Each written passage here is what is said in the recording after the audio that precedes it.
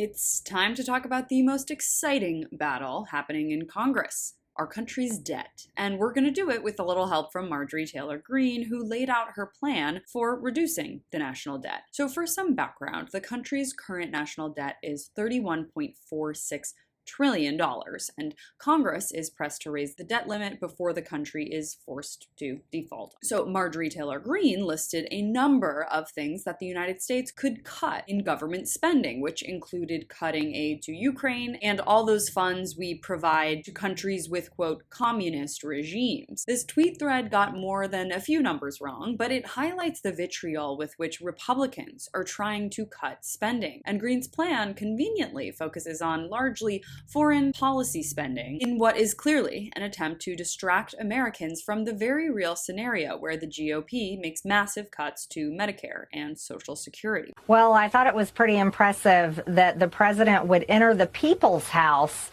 and try to lie to the American people about the economy, the border. But when he continued the lie, accusing Republicans of preparing to cut Social Security and Medicare, we couldn't take it. So I, along with my colleagues, were calling him out. I think I was just the loudest one because I stood up and screamed liar. And the reason why I did that, Sean, is because they have used my image and my name as leading the effort in that, when we have not had one single meeting in the GOP conference talking about cutting Social Security and Medicare. While they're staying far away from those terms, Matt Gaetz is openly floating some pretty heinous cuts to one of our nation's most important support systems for working families. Let's watch. Will Republicans come together on the debt ceiling, and will they stand strong at 222? Because Biden is betting against that. That's why he says no negotiation.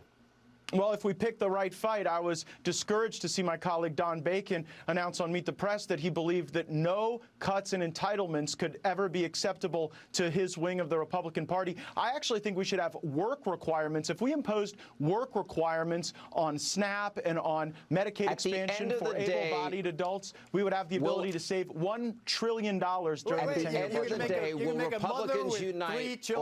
Will Republicans are you going to have a I think a mother with 3 children, a mother with 3 children at home make her work?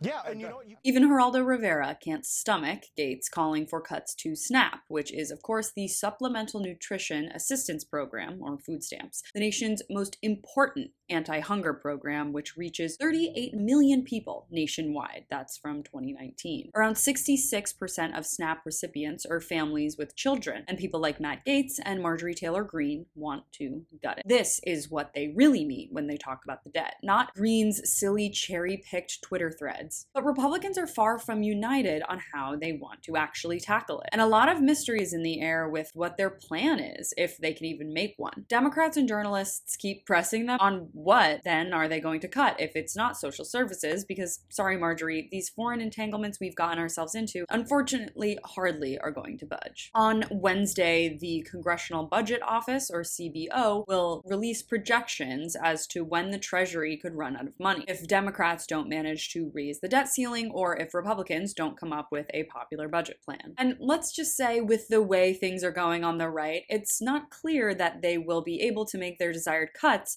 without massively enraging the American people. Thanks so much for watching. You can follow me on all platforms at Caro Johnson 917.